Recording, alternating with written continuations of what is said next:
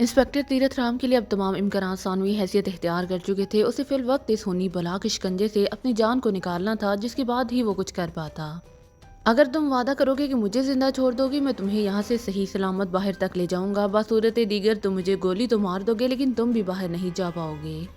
उसने अचानक ही हौसला करते हुए जहांगीर से कहा। जहांगीर उससे कोई वादा करने की पोजीशन में नहीं था। उसका दिल नहीं चाहता था कि उससे माफ कर दे, लेकिन दूसरे ही लम्हे एक ख्याल बिजली के कूंदे की तरह उसके जहन में लपका। उसने सोचा कि राव को उसकी अस्तियत का इल्म तो हो चुका होगा। अगर एक मर्तबा वो इंस्पेक्टर तीरथ राम की मदद से यहाँ से निकलने में कामयाब हो गया, तो इंस्पेक्टर तीरथ राम को राव वाले ज़रूर जिंदा दरगोर कर देंगे। ये भी तो मुमकिन था कि वो अगर जिंदा मुजाहिदीन के हाथ लग जाए तो उसे सौदेबाजी के लिए इस्तेमाल कर लेते, या फिर उसके मुमकिन इंजाम से खौफजदा करके उससे कोई और काम ले लेते। उसने सोचा अपनी हद तक वो ज़रूर वादा कर ले, लेकिन इस बात की गारंटी ना देकर मुजाहिदीन उसके मुतल्लिक क्या फ़ैसला करेंगे।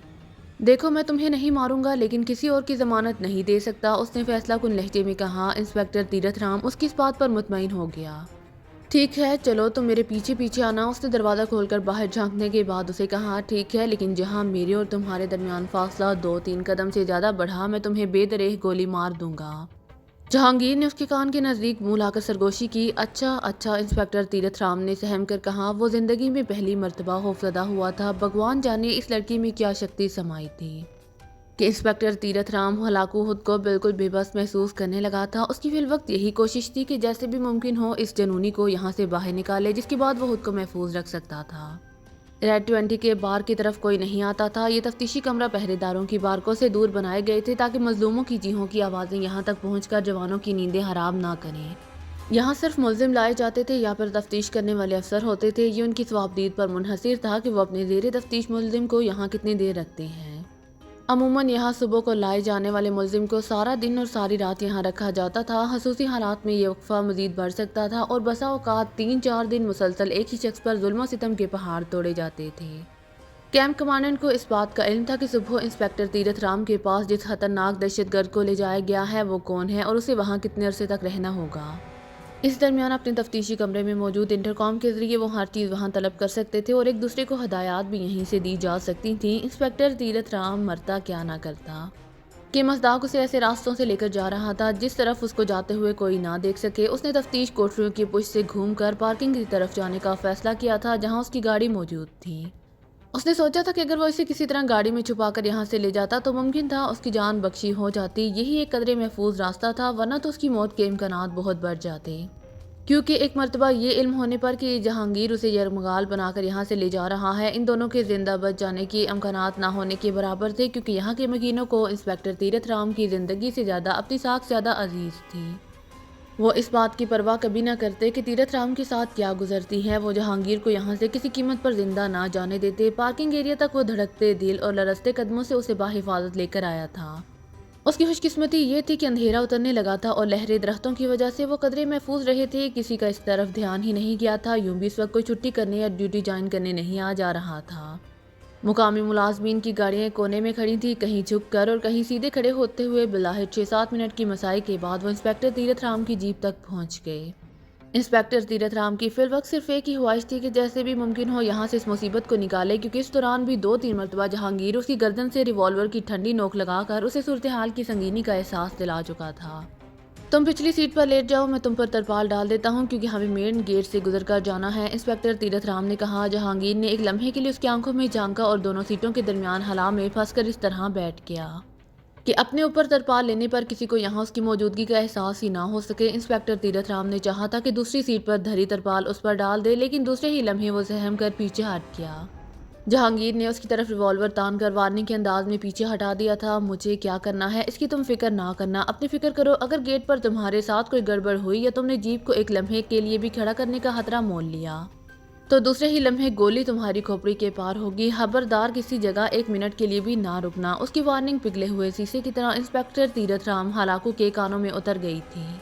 उसने ड्राइविंग सीट संभाली, जीप स्टार्ट की और चल दिया। पहरेदारों के लिए उसकी शख्सियत कोई अजनबी नहीं थी, लेकिन वो हैरान ज़रूर हुए कि आज इस तरह बेवक्त कहाँ जाया जा रहा है, फिर ये सोच कर कि ये इसका कोई ज़ाती मामला भी हो सकता है।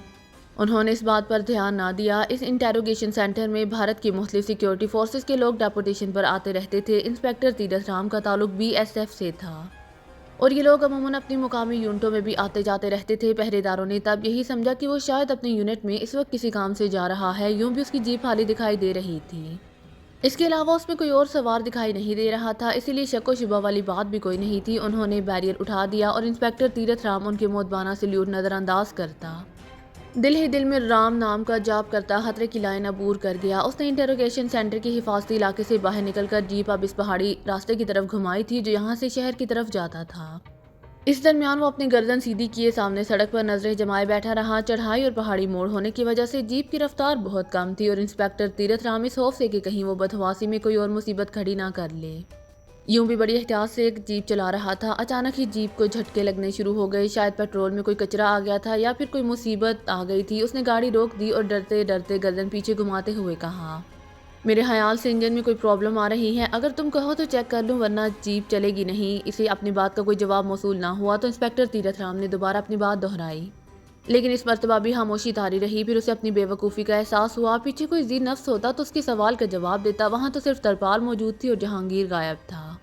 تیرتھ رام نے ڈرتے ڈرتے ترپال پر ہاتھ مار کر اس بات کی تصدیق کی تھی کہ واقعی جہانگیر وہاں سے جا چکا ہے یا پھر اس کی کوئی چال ہے۔ اسے اس بات کا علم ہی نہ ہو سکا کہ جہانگیر کس موڑ پر کھلی جیپ سے نیچے اتر چکا تھا۔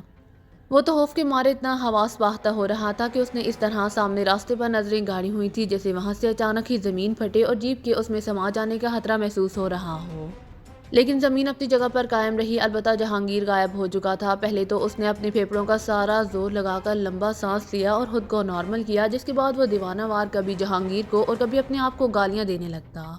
ایسے لگتا تھا جیسے اس پر پاگل پن کا دورہ پڑ گیا ہو۔ اس پاگل پن میں اس نے بڑے زور سے جیپ کو ٹھوکر ماری جس کے انجن نے اب سیلف اٹھانے سے بھی انکار کر دیا تھا۔ پھر اچانک ہائے رام کہہ کر اپنا پاؤں پکڑ کر بیٹھ گیا۔ اگر یہ جیپ انٹروگیشن سینٹر کے اندر یا باہر بند ہو جاتی تو یہ سوچ کر ہی وہ اچانک سہم کر رہ گیا۔ اچانک ہی اس کی جیپ میں نرس ریڈیو میں زندگی بیدار ہونے لگی۔ کرنل گوپال کرشنا اور میجر رائے ایک ہی جیپ میں یہاں پہنچے تھے۔ یہ الگ بات کہ ان کے آگے پیچھے 15-20 آرمی کی جیپیں بھی جلوس کی شکل میں جا رہی تھیں اور راستے میں آنے والے ہر موڑ پر موجود سیکیورٹی فورسز کے جواب بھی صاحب ایوان ہو چکے تھے۔ ریڈ 20 میں دونوں کی جیپ ہی داخل ہوئی تھی، جبکہ باقی جیپیں جن میں بلیک کیٹ سوار تھے باہر ہی ایک قطار میں کھڑی ہو گئی تھیں۔ ریڈ 20 کے کمانڈنگ کرنل رستوگی کو جب کرنل گوپال کرشنا کی آمد کا علم ہوا تو وہ قریباً بھاگتا ہوا اپنے آفس سے باہر آ گیا۔ گوپال کرشنا نے اس کے ساتھ بڑی گرم جوشی سے ہاتھ ملایا تھا۔ کیسا ہے ہمارا مہمان؟ میجر رائے نے چھڑتے ہی دریافت کیا۔ بہت مزے میں ہوگا سر، اس کا میزبان بھی انسپکٹر ہلاکو ہے، بہت خوش ہوگا۔ رستوگی نے میجر رائے کی بجائے کرنل گوپال کرشنا کی طرف دیکھ کر کہا، اسے طلب کیجیے۔ میجر رائے نے کہا، نو۔ اچانک ہی کرنل گوپال کرشنا نے اس کی بات کاٹ دی۔ دونوں کمانڈنٹ کے آفس میں داخل ہو چکے تھے۔ رستوگی کا انٹرکام کی طرف بڑھا ہوا ہاتھ اچانک ہی واپس لوٹ آیا۔ ہم خود وہاں جاتے ہیں، اس طرح اپنے گیسٹ کو سرپرائز بھی دے سکیں گے۔ کرنل گوپال کرشنا نے اپنے ہونٹوں پر زہریلی مسکراہٹ سجائی۔ رائٹ سر، میجر رائے نے اطاعت گزاری۔ کرنل کمانڈنگ رستوگی اور اس کے 2 محافظوں کی میت میں وہ دونوں اب تفتیشی بیرک کی طرف جا رہے تھے، جس کے کونے میں انسپکٹر تیرتھ رام کا وہ خصوصی کمرہ تھا جہاں وہ اپنے شکار کے ساتھ زندگی موت کا کھیل رچایا کرتا تھا، اور جس کمرے سے عموماً ہفتے میں 1-2 مرتبہ کسی نہ کسی آتنکوادی کی لاش رات کے اندھیرے میں کسی ٹرک میں لوڈ کر کے تیز رفتار ندی نالے میں پھینک دی جاتی تھی۔ یہ وہ بدقسمت ہوتے تھے جنہیں اکثر کریک ڈاؤن کے دوران بھارتی فوج متشبہ جان کر گرفتار کر لیتی اور تفتیش کے لیے پھر انہیں ریڈ 20 میں بھیج دیا جاتا۔ ہلاکو نے اپنے زیر تفتیش کسی کشمیری کو آج تک مکمل وجود کے ساتھ گھر واپس نہیں جانے دیا تھا۔ اکثر وہ ان کے جسم کا کوئی نہ کوئی حصہ مفلوج کر دیا کرتا تھا۔ اس کام میں اسے خاصی مہارت حاصل تھی۔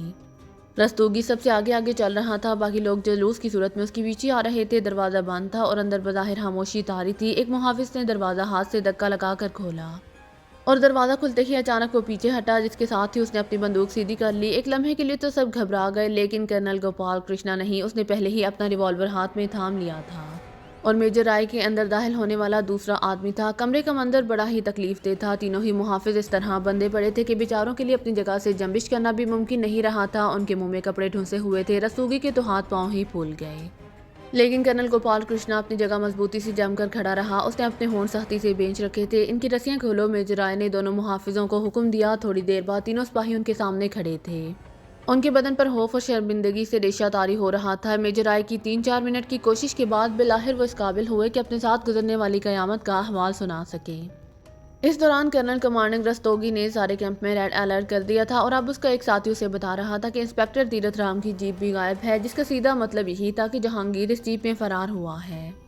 اب انہیں یہ معلوم کرنا تھا کہ جیپ اس نے ہلاکو سمیت غائب کی ہے یا اسے ٹھکانے لگا کر غائب ہوا ہے۔ میجر رائے نے اپنے ساتھ آنے والے کچھ محافظوں کو وہاں طلب کر لیا تھا اور اب تینوں سپاہی ہی ان بلیک کیٹس کے ساتھ راہ کے ایک سیف ہاؤس پر لے جا رہے تھے جہاں کرنل گوپال کرشنا صورتحال جاننا چاہتا تھا۔ اسے ایک ایک تفصیل درکار تھی، یہ معمولی حادثہ نہیں تھا۔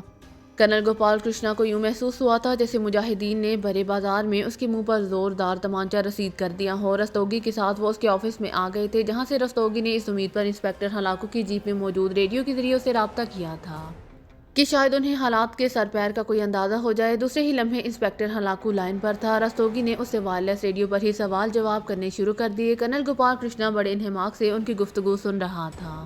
ملزم تمہارے ساتھ ہے یا؟ رستوگی نے فوراً ہی عجیب سا سوال پوچھ لیا اور وہ اپنے سوال کے ساتھ ہی کرنل گوپال کرشنا کے ہونٹوں پر پیدا ہونے والی زہریلی مسکراہٹ کو نہ دیکھ سکا۔ اس وقت کرنل گوپال کرشنا کو ریڈ 20 کا کرنل کمانڈنگ رستوگی دنیا کا سب سے بے وقوف انسان دکھائی دیا تھا۔ اس نے دل ہی دل میں کہا اگر جہانگیر اس کے ساتھ موجود ہوتا تو وہ ان سے بات ہی کیسے کر پاتا، جب دوسری طرف سے انسپکٹر ہلاکو نے بتایا کہ جہانگیر اسے راستے ہی میں جل دے کر اتر گیا اور اسے علم ہی نہ ہو پایا تو گوپال کرشنا کی آنکھوں میں خون اتر آیا۔ وہ دبے قدموں کمرے سے باہر نکل آیا۔ میجر رائے اس کے تعاقب ہی میں باہر آیا تھا۔ وہ جانتا تھا کہ گوپال کرشنا اس وقت کیا سوچ رہا ہے۔ وہ اپنے کمانڈر کی رگ رگ کو سمجھتا تھا۔ میجر رائے جانتا تھا کہ کرنل گوپال کرشنا کے نزدیک اس کا یہ جرم ناقابل معافی ہے۔ ایسی بزدلی کو وہ کبھی معاف نہیں کر سکتا تھا۔ اگر جہانگیر اسے گولی مار کر یا زخمی کر کے فرار ہوتا تو اور بات تھی، لیکن اس طرح ان سب کے منہ پر کالک مال کر وہ اپنے تفتیشی افسر سمیت ریڈ 20 سے فرار ہو گیا۔ یہ ناقابل معافی جرم تھا۔ یہ سر کرنل گوپال کرشنا کے پکارنے پر میجر رائے اس کے نزدیک آ گیا تھا۔ کل ہم رائٹ سر۔ میجر رائے نے دونوں ہاتھ پاؤں جوڑ کر اسے تعظیم دی۔ انہیں انسپکٹر تیرتھ رام ہلاکو کی لوکیشن کا علم ہو چکا تھا۔ میجر رائے اس کے ساتھ ہی واپس رستوگی کے آفس میں آ گیا تھا۔ I am very sorry sir, ایسا بظاہر تو ناممکن نظر آتا ہے، بیڈ لک اور میں کوئی جواز پیش نہیں کر سکتا۔ بہرحال میں اپنی ذمہ داری کا احساس کرتے ہوئے آج سے اس پوسٹ سے استعفیٰ دے رہا ہوں۔ اینی وے وہ کچھ کہتے کہتے رک گیا، شاید اپنی بات کہنے کے لیے مناسب الفاظ تلاش کر رہا تھا۔ ٹیک اٹ ایزی کرنل، ایسا ہمارے بزنس میں ہوتا ہی رہتا ہے۔ بہرحال میں تمہارے 3 نوجوان ساتھ لے جا رہا ہوں، کچھ عرصہ ہمارے ساتھ رہیں گے۔ کرنل گوپال کرشنا نے کہا رائٹ سر۔ رستوگی نے اسے تعظیم دی۔ وہ دونوں کو مین گیٹ تک رخصت کرنے آیا تھا۔ گیٹ کے باہر ان کے ساتھی بلیک کیٹس کمانڈو ان کے منتظر تھے۔ اس مرتبہ وہ لوگ 2 گروپوں میں تقسیم ہو چکے تھے۔ ایک گروپ کرنل گوپال کرشنا اور تینوں زیر حفاظت محافظوں کے ساتھ راہ کے مقامی سیف ہاؤس کی طرف روانہ ہو گیا اور دوسرا گروپ جس میں 3 جیپیں اور 15 کمانڈوز موجود تھے دوسرے مشن پر میجر رائے کی سرکردگی میں چل دیا۔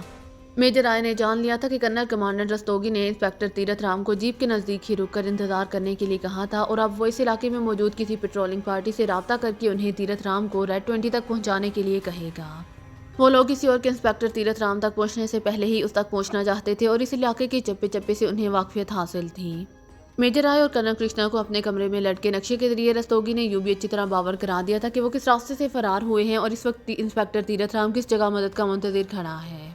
انہیں نہ صرف تیرتھ رام کا بول و رام کرنا تھا بلکہ اس 8-10 کلومیٹر کے علاقے میں موجود جہانگیر کو بھی زمین کے پاتال سے باہر نکال کر لانا تھا۔ ان کے ہاتھ آئی سونے کی چڑیا نکل گئی تھی اور وہ ہاتھ پر ہاتھ دھرے نہیں بیٹھ سکتے تھے۔